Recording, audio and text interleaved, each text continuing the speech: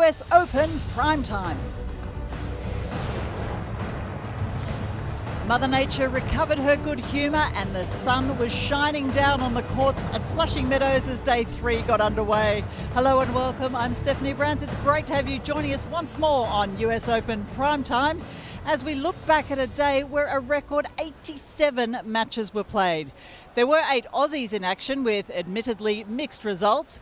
Perhaps the biggest surprise, the first round exit of Nick Kyrgios at the hands of compatriot John Millman. Mark Donaldson takes you through the highlights of the All-Australian encounter. We're taking you to the temporary Louis Armstrong Arena for this one. It's an all-Aussie battle between Nick Kyrgios of Canberra and John Millman of Brisbane. Kyrgios the favourite for 14 seed. A lot of people thinking he could go far in the tournament this year, but John Millman played really well and took the opening set 6-3. Kyrgios, when he focuses, well, he's a match for anyone. He played some fantastic stuff to win the second set 6-1. Now into the third set, and Kyrgios admitted afterwards that he felt his shoulder go, and the problem for Nick Kyrgios, having hurt his shoulder, he was still able to do and win shots like that, but he needed help. The shoulder was causing him big issues. Frustration from Kyrgios. He would continue, the racket wouldn't. Into the fourth set, 22-year-old Kyrgios against someone he knows well, the 28-year-old Millman from Brisbane. He's just trying to short points at this stage. Nick Kyrgios and Millman taking advantage. Well, number 176, but with unforced errors like that, John Millman beats his countryman. Despite Kyrgios having 17 aces. Nice touch at the net. Millman through 6-3, 1-6, 6-4, 6-1.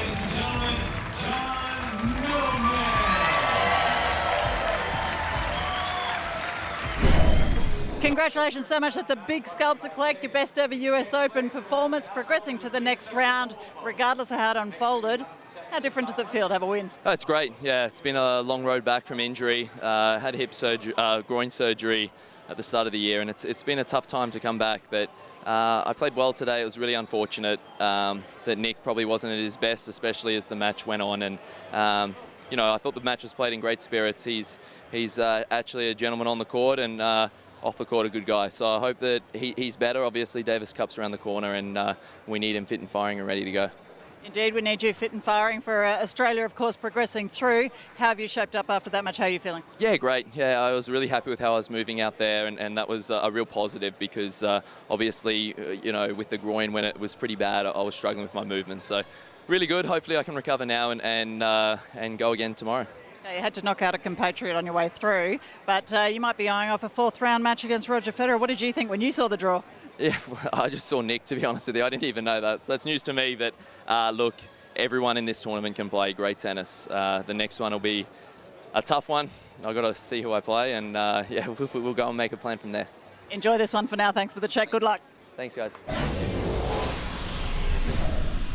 I was obviously, you know, I knew it was going to be a tough match from the get-go, but, you know, I was feeling good. You know, obviously with final in Cincy, every practice session I had here was good. I was feeling good. And then early in the third set, I hit one serve, and my arm never felt the same after that. I knew that I had to, after I lost the first, I knew I had to dig deep. I played a great second set. I mean, I was feeling good, and then, I don't know, it just something didn't feel right in my arm. Yeah, I mean, I've had a diabolical year at the Slams. I mean, it doesn't surprise me. It's just the story of my career, really. I'll have good weeks, I'll have bad weeks. It's just a roller coaster. I mean, the last 3 months for me has been a nightmare, really. I've said it before, I had such a good Indian Wells, Miami, and then Davis Cup, we had a good win over America, and then, you know, things just went downhill from there, really. It's just, yeah, I mean, I'm not, obviously I'm disappointed that I lost today, but it's not like the end of the world. Like, I'll get over it in probably half an hour. Like, I'll get food and I'll just chill. Like, I'm going to watch the matches. Like, it is what it is. I mean, you know what I mean. Like, there's players out there that are more dedicated, that want to get better, that strive to get better every day, that do all the 1%ers. I'm not that guy. Well, first shock of the day at the US Open on day 3 for Australian fans was the swift exit of Nick Kyrgios.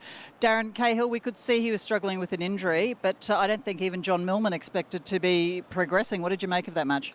Well, nice reward firstly for John, who's really struggled with injury the last couple of years, took a big chunk of time off, and he epitomises what Australian athletes are all about. Goes out there, works hard, gives his best effort every single time. So a really nice reward for him, and goes through to the second round. And actually not a bad section of the draw for him as well, possibly to get to a third or a fourth round. I think Kohlschreiber is sitting there as the next seed that he might face. For Nick, it's been a struggle since Miami when he made a great run through to the semi-finals, played one of the best hard-court matches for the year, losing to Federer 7-6 in the third.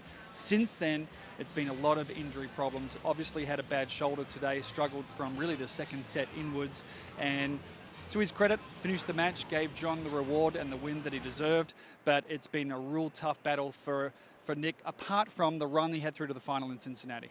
Indeed, but coming into this match, do you think perhaps that he knew he was going to struggle and persevered anyway, because he has copped a lot of flack, if you like, in the Australian media? Look, jumping into Nick's head is like jumping into an AFL Rules Committee meeting, isn't it? It's kind of confusing. You never really know what's going on. So it's hard to know. The hip injuries really struggled through the clay court season. Then he had those 3 withdrawals at Queens, Wimbledon and Washington, 3 times in a row that he retired mid-match. Then he played the next tournament in Canada, played a great tournament in Cincinnati, looked to be okay, looked like he was getting his fitness back on track, but you could see right here that his shoulder was bothering him badly. His serve was coming in and out of the match. You knew that he struggles to carry injuries as well. Federer last night was really struggling with his back injury, but he does a much better job of hiding it and disguising it and finding ways around it. Nick is still young, and we could see really from the first moment that he got the doctor out that there was no coming back for Nick. Well, I actually wonder at what point John Millman realised that he had that match, and for him it's an exciting moment. It's the furthest he's progressed at a US Open. Can he take that and run with it, do you think? You said he's got a favourable draw. Yeah, he's got a pretty decent draw in the second round, and as I mentioned, Kohlschreiber possibly if that seed gets through in a third round, so it's a great opportunity for him, but I think after what he's been through to put his nose into the second round, it's going to be a monster check for him as well, because the prize money here at the US Open has gone through the roof, so even at least a second round check is big reward for him. I think every Aussie is pleased and a smile on the face whenever they see John Millman winning, and I hope he can go further. Yes, indeed. Nick Kyrgios might be out of the US Open, but there is an Aussie through, and we'll follow John Millman through to the second round here at Flushing Meadows. Here's what it is. Millman of Australia is through over Kyrgios, also from Oz.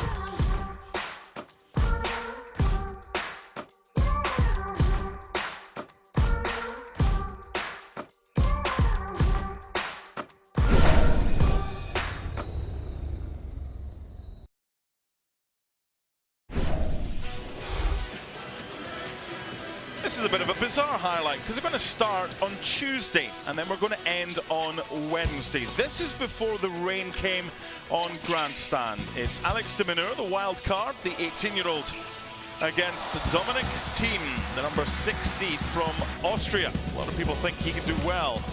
And Dominic Thiem winning the first set 6-4, but de Minaur played very well in the first set. Then Thiem really took over. Alex tried his best, but with shots like that from Dominic Thiem unleashing another great backhand down the line winner, he wins the second set 6-1. Look at the difference now, bright and blue skies overhead as they resumed, with Thiem 2 sets up and leading 1-love. And the backhand down the line winner for a break point, which he converted to lead to love. And on match point, long from Alex and Dominic Thiem, the number 6 seed, through to the next round. 6-4, 6-1, 6-1 on Grandstand.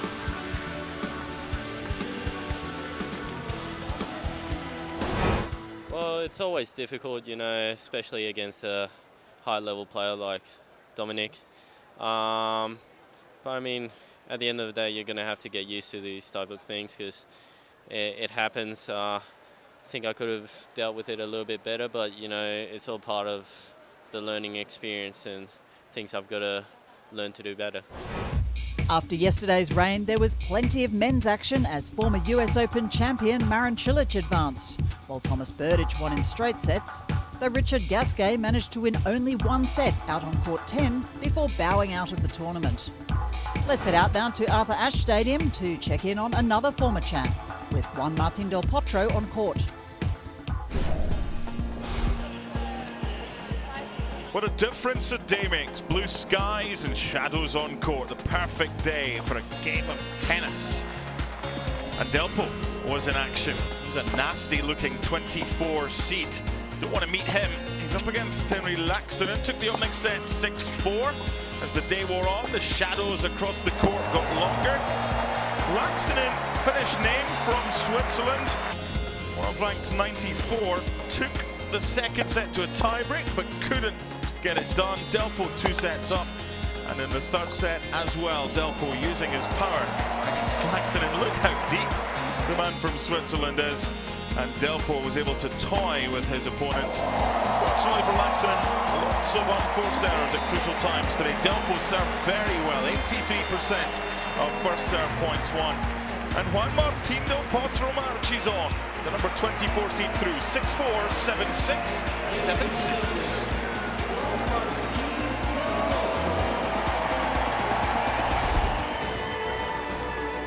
Coming up on US Open Prime Time, we check in on Daria Gavrilova's second round match.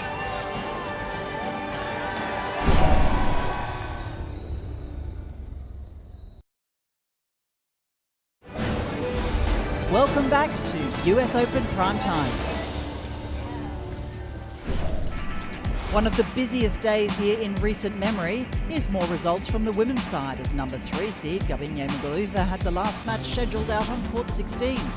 While Venus Williams won in straight sets on Ashe Stadium, and former world number 1 Caroline Wozniacki couldn't get it done out on court 5. Back on grandstand for this one, Dasha Gavrilova, who emigrated to Australia in 2015, up against the young American qualifier, Ali Kick. Some of the shots that were played in this match, I was lucky enough to commentate on it, were spectacular. The serving wasn't the best, especially from Kick, as Gavrilova broke her every single time. And Dasha with plenty shots for the highlight reel. The winner in New Haven last week, as this one wore on, she was able to exert more pressure on her inexperienced opponent playing in a Grand Slam for the first time. And in the end, didn't have too many problems. 6-2 in the first set, eventually wrapping it up. On match point with that. 6-1, Ali Kick, 15% of second serve points won. That's getting you nowhere. And Dasha, even though she only had 3 winners in the first set, through to round 2. The New Haven champ, 25 seed, winners by 6-2, 6-1.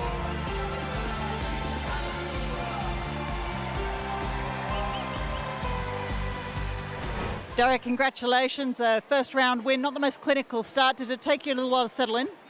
Yeah, obviously a bit nervous. Yeah, first game wasn't great. I felt like the courts were a little bit quicker than the practice courts, but in the end I settled pretty well. And you come here off the back of your first title in Connecticut. Did you take any time to celebrate? What did you do? Yeah, I didn't have too much time to celebrate. We were on the bus to New York straight away, but it was a really nice feeling, and yeah, it was pretty special. Another American up next in Shelby Rogers. Have you looked any further into the draw? Haven't seen the draw, but it's going to be a very challenging match tomorrow. We look forward to seeing you play again. Congratulations. Thank you. Thanks.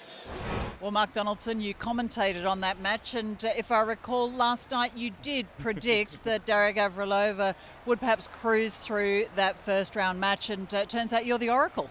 That's like suggesting I'm predicting you'll have a birthday in the next 365 days. A broken clock is right twice a day. Look, she was up against an opponent ranked more than 600 places below her, and she played okay today, Gavrilova. I thought she had some wonderful winners, great for the shot reel, against an opponent making her first appearance in a main draw at the Grand Slam.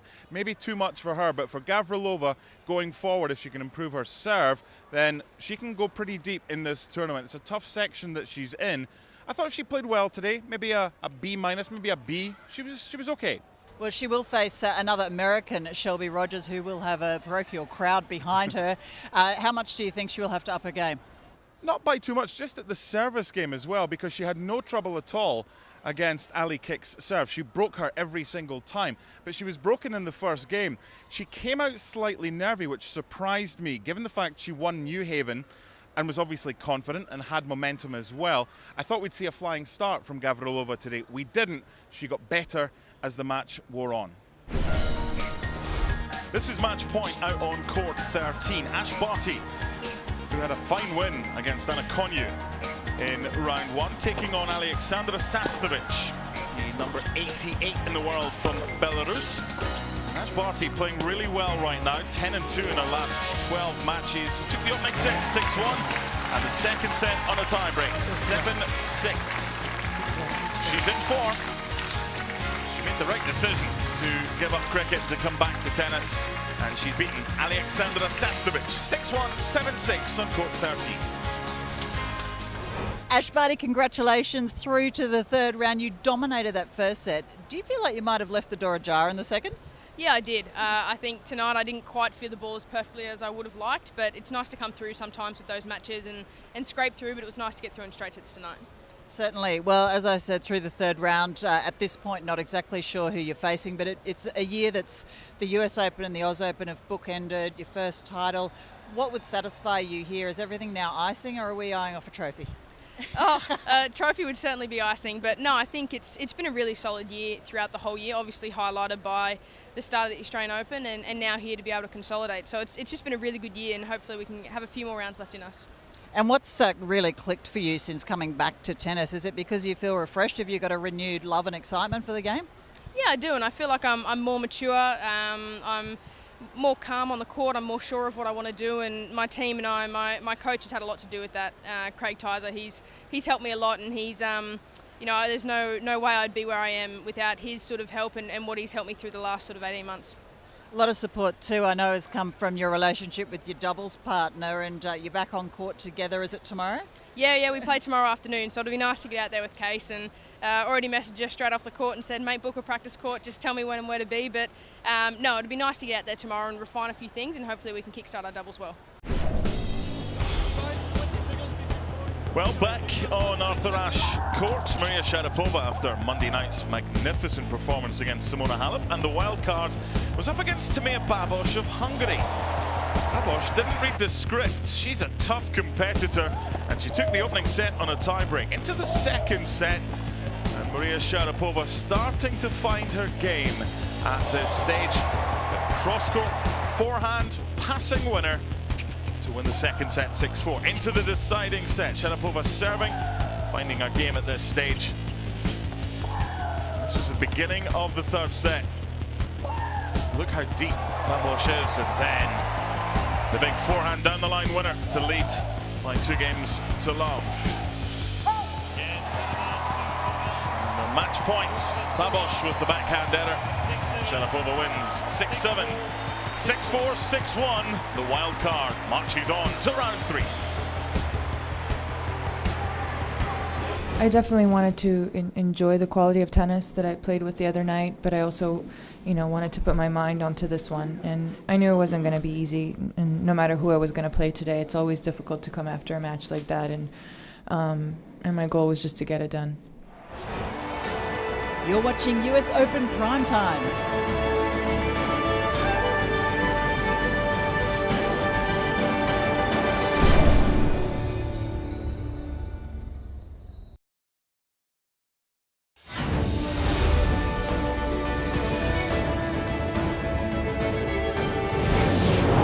Jordan, thanks for chatting to us. Two big five-setters within 3 days here at the US Open. Can I guess that the overarching emotion now is perhaps disappointment? Yeah, definitely disappointed. I was on a high the other night, and it wasn't my best display tonight, and a little bit let down and disappointed. Do you think perhaps fatigue was a factor, or were there other elements at play? Nah, I was physically fine. I think just a few aspects of my game really let me down. He's still got doubles to come with Robert Lindstedt, the Swede, who he was quarter-finalist here in the doubles last year. What are you expecting?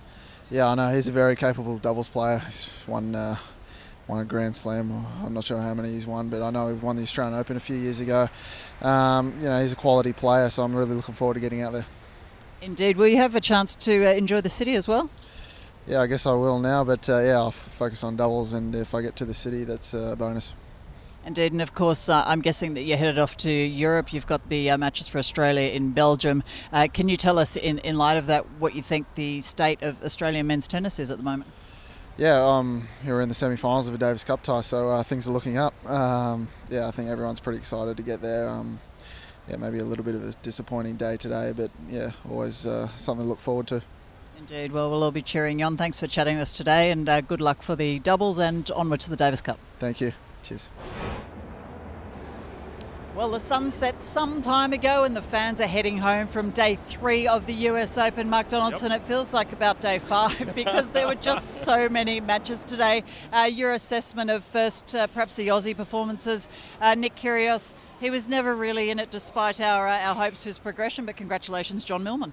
What did I say 24 hours ago? Which Nick Kyrgios will show up? And in the start of the third set, he says he hurt his shoulder as well. For me, it's interesting, what now for Nick Kyrgios going forward? Maybe he needs to take a break. Maybe he wants to play through this. Only he will tell, but it was an interesting press conference when he spoke to us on ESPN as well. Indeed, and startlingly honest as well for Nick. And congratulations to those Australians who did move through. We've got a couple who actually have to back up again tomorrow. Yeah, they do. John Millman and Gavrilova. Dasha's back in action as well. She had a nice, easy win. Just one thing about today, Ash Barty as well. I just love the way she just smiles all the way around. She had that wonderful win in the first round against Tania Konyu. She's now through to round 3 as well. After Wimbledon, when there weren't too many success stories in the singles, it's just great to see Ash and some other happy Australians through to the next round. Indeed, and we can't wait to see Ash and her doubles partner, Casey Dellacqua, on the court as well. But what I guess most of the fans are waiting for, Roger Rafa back on court. Roger Rafa or Rafa Roger. They're switching. One's playing in the afternoon. That's going to be Roger this time, and Rafa will be playing at night. It's the opposite of what happened on Tuesday. Now, Roger's up against Mikhail Yuzhny. He's played him 15 times. He's never lost. Good luck, Mikhail. And Rafael Nadal takes on Taro Daniel, and I don't think he'll have as many problems in that one. I see them both going through, and probably both in straight sets. I got it right yesterday. Let's see if I can get it right 24 hours later. Yeah, I hope you haven't put the mockers on anyone. Thank you very much indeed, Mark Donaldson, and thank you for your company tonight. Don't forget you can join us every night of the US Open right here on US Open Primetime. See you tomorrow.